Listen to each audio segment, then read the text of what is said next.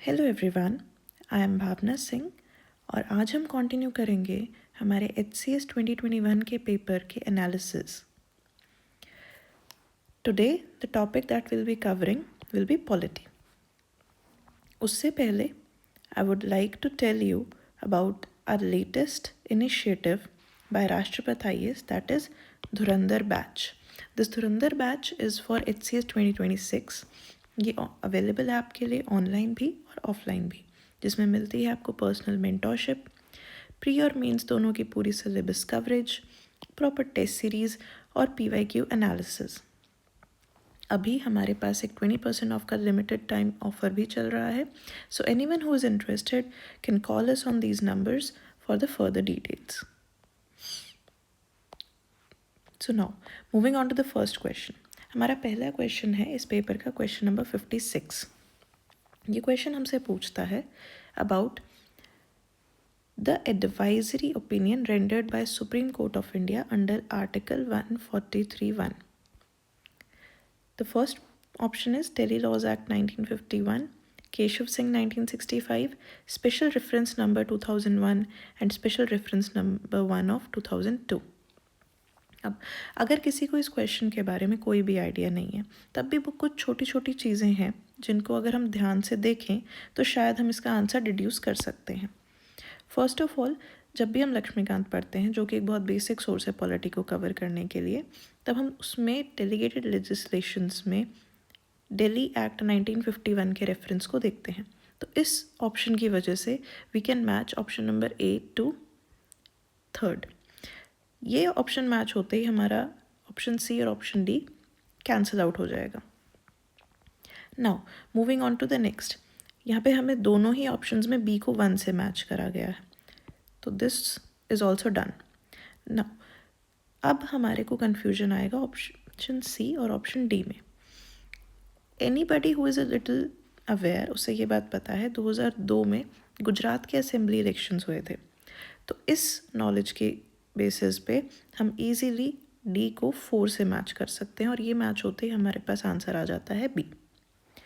Moving on, इस question से हमें एक चीज़ और जो डिड्यूस करनी है वो ये है, इन्होंने डायरेक्टली हमसे आर्टिकल 143 के बारे में पूछा हुआ है, विच मेक्स कि आर्टिकल 143 एक इम्पॉर्टेंट आर्टिकल है HPSC के नज़रों में, एंड आने वाले सालों में डायरेक्टली आर्टिकल 143 के ऊपर और डिटेल में क्वेश्चंस आ सकते हैं, या फिर हमें लिस्ट ऑफ आर्टिकल्स देके match the following type questions भी पूछे जा सकते हैं, ये पूछते हुए कि किस आर्टिकल में क्या रेफरेंस है या कौन सा आर्टिकल किस बारे में है। Secondly, moving on to the second question, question number 57। ये क्वेश्चन हमसे पूछ रहा है which of the following union territories are included in the electoral college for election to office of the president of India of the Constitution in the 70th Amendment Act for the purposes of Article 54 and 55 of the Constitution of India। अब आपको ये चीज़ समझनी है कि electoral college क्या है president के election के लिए। जिसको भी ये बात पता है प्लीज़ पहले कमेंट सेक्शन में बताएंगे आप कि इलेक्टोरल कॉलेज किस किस को कंसिस्ट करता है प्रेसिडेंट के इलेक्शन के लिए। फाइन, यूनियन टेरिटरीज कौन कौन सी इंक्लूडेड हैं? डायरेक्टली आपसे वर्ड यूनियन टेरिटरी जब बोला गया तो गोवा तो वैसे ही हमारा आंसर से कट जाएगा, तो B के ख़त्म होते ही ऑप्शन A ख़त्म, ऑप्शन B ख़त्म। ठीक है, तो दोनों ही बचे हुए ऑप्शंस में C कॉमन है, तो पौंडीचेरी तो फॉर श्योर होगा। नाउ कंपेयर करिए दिल्ली और लक्षद्वीप को। ऑब्वियसली इलेक्टोरल कॉलेज में वही लोग इंक्लूडेड होंगे ना जिन जिन यूनियन टेरिटरीज़ में हमारे पास लेजिस्लेटिव असेंबलीज़ हैं। अगर आपको पता नहीं है कि दिल्ली या लक्षद्वीप में से किसके पास लेजिस्लेटिव असेंबली और फिर आपको गेस ही करना हो, तो दिल्ली कैपिटल है, ठीक है। Lakshadweep is a smaller union territory, तो दोनों में से किसके पास ज़्यादा पावर्स होने के चांसेस होंगे? ऑब्वियसली दिल्ली के पास ज़्यादा पावर्स होने के चांसेस होंगे, ठीक है, and the answer will be C। Along with this you should know कि उस लास्ट हमारे प्रेसिडेंट इलेक्शन में जम्मू कश्मीर को ऐड नहीं किया गया था क्योंकि तब तक वहाँ की लेजिस्लेटिव असेंबली फॉर्म नहीं हुई थी, बट अब नेक्स्ट टाइम जब भी प्रेसिडेंशियल इलेक्शंस होंगे तो Jammu Kashmir will be added along with these 2 union territories, because अब जम्मू कश्मीर के पास भी अपनी खुद की लेजिस्लेटिव असेंबली है। Moving on to the 58th question. Which of the following statements are correct for the Public Accounts Committee? This is one of the parliamentary committees. It comprises of not more than 10 members from Lok Sabha and not more than 7 members from Rajya Sabha. This statement is wrong. राज्य सभा से 7 members ही होते हैं but Lok Sabha से 15 members होते हैं, जिससे कि हमारे पास टोटल 22 मेंबर्स बन जाते हैं. Fine. Moving on to the next point. As per convention, a member of the opposition acts as its chairman. Yes, this is true. ये हमारा convention बन गया है कि opposition party का ही एक member इसका chairman बनता है. इन सब members में से उसी को एक choose किया जाता है. तो ऑप्शन बी तो हो गया करेक्ट और ऑप्शन ए हो गया रॉन्ग. तो ऑप्शन ए रॉन्ग होते ही हमारा ये कट गया, ये कट गया, ये कट गया एंड डी हमारे को आंसर रिड्यूस हो गया. सो जब भी हम पार्लियामेंट्री कमिटीज़ पढ़ते हैं तो हम इतना तो बेसिक सा पढ़ते ही हैं उसमें कि उनकी कॉम्पोजिशन क्या है, राइट. कॉम्पोजिशन पढ़ते ही हमारा ये आंसर सॉल्व हो जाता है. ठीक है, that is why it is called कि अगर आपको इंटेलिजेंट गेसिंग भी करनी है तो इंटेलिजेंट गेसिंग के लिए आपका बेस हमेशा आपकी नॉलेज होनी चाहिए. ठीक है, so first of all your knowledge is important. और अगर आपको ऐसा लगता है कि you are lacking in your knowledge base, we at Rashtrapati IAS can help you in a proper revision and foundation series through our Dhurandhar batch. Now, next question, question number 59. Consider the following statements regarding the appointment of ad hoc judges of the Supreme Court. First, ad hoc judge is appointed if the quorum of the Supreme Court judges is insufficient to hold or continue any session of the court. ये हम अपने common sense से भी introduce कर सकते हैं. Ad hoc का मतलब होता है कोई चीज़ टेम्परेरी जब हम इंट्रोड्यूस कर रहे हैं. ऑब्वियसली टेम्परेरी जजेस को क्यों इंट्रोड्यूस किया गया होगा, जब सुप्रीम कोर्ट के जजेस इनसफिशिएंट हैं या फिर हमें अपनी वर्किंग को, सुप्रीम कोर्ट की वर्किंग को हमने स्टॉप नहीं होने देना है, वर्कलोड ज़्यादा है. तो ये एक ओवरऑल एक पॉजिटिव स्टेटमेंट है विच कैन बी कंसिडर्ड कि हाँ ये सही हो सकती है. नेक्स्ट पे चलते हैं. Chief justice of India is required to consult the chief justice of the concern high court before appointing a जज of the said high court as add hoc जज to the supreme court. Yes, जब अगर आपको किसी और के office में से किसी को अपने ऑफिस में बुलाना है तो उस ऑफिस के कंसर्न बॉस से आप परमिशन लोगे ना. ये भी एक ओवरऑल पॉजिटिव स्टेटमेंट है, can be correct. For appointment of ad hoc जज prior consent of the president is not mandatory. ये देखो कितनी बड़ी इन्होंने स्टेटमेंट दे दी है यहाँ पे. पहली बात, अगर ये चीज़ मैंडेटरी ना होती तो क्या एक इतने बड़े फिगर के, जो प्रेसिडेंट एक इतना बड़ा फिगर है, क्या इनके बारे में एक ऐसी नेगेटिव स्टेटमेंट दी जाती कि इनकी ये पावर ही नहीं है? नहीं. सेकेंडली, आपको आर्टिकल 127 जो है उसके बारे में पता होना चाहिए. आर्टिकल 127 ही डील करता है एड हॉक जजेस के बारे में. उसमें क्लियरली मेंशन्ड है कि प्रेसिडेंट का कंसल्टेशन, प्रेसिडेंट का कंसेंट, प्रायर कंसेंट हमेशा रिक्वायर्ड होता है. तो इस उससे हमारा ऑप्शन सी जो है वो हो जाता है गलत. ठीक है. नाउ ए एंड बी जो हमने दोनों पॉजिटिव स्टेटमेंट कंसिडर किए थे, दोनों ऑप्शंस में ये सही है. Moving on to the next point. Ad hoc जजेस of the supreme court while attending the sittings of the supreme court enjoy all powers and privileges of supreme court जज.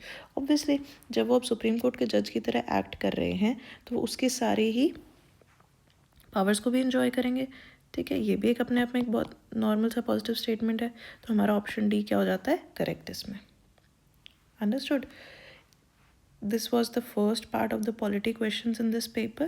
Moving on to the next part of the polity questions, which start from, yes, question number 69.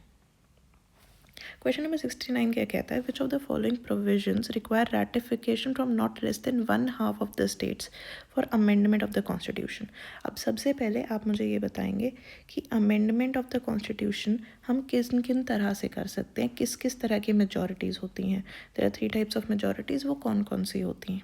ठीक है, अब देखो इन्होंने पूछा है कि कौन सी ऐसी ratifications हैं, कौन सी ऐसी अमेंडमेंट्स हैं जिनमें ये रैटिफिकेशन हमें रिक्वायर्ड होगी. ऑब्वियसली हमें स्टेट्स की रैटिफिकेशन कब कब रिक्वायर होगी, जब भी कोई लॉ या एक्ट स्टेट्स पे इम्पैक्ट करेगा. First option, any of the list in the 7 schedules. अब इन लिस्ट में हमारी यूनियन लिस्ट है, स्टेट लिस्ट है, कॉन्करेंट लिस्ट है. ऑब्वियसली इससे स्टेट इम्पैक्ट होगा, स्टेट की पावर्स इम्पैक्ट होंगी. तो option A should be correct, option A should be correct, तो ऑप्शन बी और सी तो अपने आप ही हट गए, राइट। नेक्स्ट आर्टिकल 54, 55, 73, इसी पेपर में आपको ऊपर अगर याद हो 54 और 55 का जिक्र कहाँ हुआ है, अगर आपको ना भी याद होते कहाँ जिक्र हुआ है, हमारे प्रेसिडेंट के इलेक्शंस में, राइट। प्रेसिडेंट के इलेक्शंस के इलेक्टोरल कॉलेज के बारे में हुआ है। अब इलेक्टोरल कॉलेज में स्टेट्स के जो एमएलएज होते हैं वो भी इन्वॉल्व होते हैं, तो स्टेट की पावर भी है। तो 54 और 55 तो प्रेसिडेंट के इलेक्शन के बारे में हो गया। अगर किसी को याद एग्जैक्टली नहीं भी है तो इसी पेपर में इसका आंसर गिवन है, इसीलिए हमें पेपर के टाइम पे अवेयर रहना बहुत ज़रूरी है। तो ऑप्शन बी भी करेक्ट हो जाएगा। ये करेक्ट होते ही हमारा ए स्टेटमेंट जो है that will B correct. Now जो ये चैप्टर 7 है, ठीक है, या फिर हमारा ये दिस पार्ट 9 है, दिस इज़ अबाउट पंचायत्स, ठीक है। एंड चैप्टर 7 आप बताएंगे मुझे कमेंट सेक्शन में किस बारे में है। नाउ पंचायत्स पे क्यों नहीं इफ़ेक्ट पड़ता है, क्यों नहीं यूज़ होता है इसमें, बिकॉज पंचायती राज सिस्टम जब आप पढ़ते हैं तो यू कम टू नो कि एक कॉमन बेसिस तैयार किया जाता है। देन सम शेड्यूल्ड एरियाज़ में, शेड्यूल्ड ट्राइबल्स एरियाज़ में जो हमारा शेड्यूल 5 और 6 है उसमें हमें कुछ स्पेशल प्रिविलेजेस हैं। तो this makes Panchayati Raj a important learning topic for you. You will go and revise your Panchayati Raj system. Next is question number 70. Which of the following article bars the courts from interfering in the disputes arising out of certain treaties and agreements made by princely states before commencement of the constitution? ऐसे कौन से article हैं जो judicial review को मना करती हैं एक तरह से उन ट्रीटीज़ पे जो कि कमेंसमेंट ऑफ कॉन्स्टिट्यूशन के पहले स्टार्ट हुई हैं? इसका एक क्लियर कट हमें लर्निंग आंसर रहेगा इसमें, that will B article 363। Article 366 में हमारे पास कुछ डेफिनेशंस हैं। आर्टिकल 368 किस बारे में है? अमेंडमेंट के बारे में है ऑफ द कॉन्स्टिट्यूशन, ठीक है। And article 358 is about suspension of fundamental rights during the national emergency, ठीक है। तो यहाँ से हमारा ऑप्शन क्या आ जाता है? Article 363। This is a proper learning option. अब आपको अगर 363 ना भी पता होता तो आपको इन जनरल क्या पता होना चाहिए? आर्टिकल 358 के बारे में ज़रूर पता होना चाहिए, आर्टिकल 368 के बारे में ज़रूर पता होना चाहिए। मूविंग ऑन देन फिर हमारे पास ऑप्शंस बच जाएगा 363 and 366। 366 deals with lot of definitions, तो हमारे पास ऑप्शन बच जाता है article 363। Now moving to the next question. In which part and chapter of the Constitution was the right to property inserted after being removed from the part 3? अब देखो हमें ये पता है right to property was what? Originally Article 31 in part number 3, that was a fundamental right. Now comment section में आप मुझे बताएंगे कि कौन सी कॉन्स्टिट्यूशनल अमेंडमेंट एक्ट था जिससे आर्टिकल 31 को फंडामेंटल राइट से हटा दिया गया था, ठीक है। अब कॉन्स्टिट्यूशन अमेंडमेंट के बाद इसको ट्रांसफ़र किया गया था एज आर्टिकल नंबर 300A, पर हमें बताना है कौन से पार्ट और कौन से चैप्टर में। तो इसका राइट आंसर है पार्ट नंबर 12 चैप्टर नंबर 4। अगर आपको इतना भी पता होता कि ये पार्ट 12 में है तब भी आप इसका आंसर डिड्यूस कर पाते। This part deals with what? Finance, property, contracts and suits, ठीक है। अब लेकिन हमें दूसरे ऑप्शंस को भी देखना है, तो पार्ट 11 किस बारे में डील करता है? यूनियन एंड स्टेट के रिलेशंस के बारे में, ठीक है। पार्ट 14 डील करता है services that are under union and states, and part 11 जो है वो इस टॉपिक से कम्प्लीटली हमारा इररिलेवेंट है। Now moving to the last question of polity for this paper. I.R. Coelho judgment 2007 of Supreme Court deals with what? Autonomous institution, scheduled areas, basic structure, none of the above. ये एक बहुत बहुत basic question है और इसका option है आपका basic structure of constitution. अगर आपको इस क्वेश्चन का आंसर भी सिर्फ नहीं पता है तो there is a high chance कि आपको और रिविजन्स की और बेसिक कंसेप्चुअल क्लैरिटी की रिक्वायरमेंट है, ठीक है।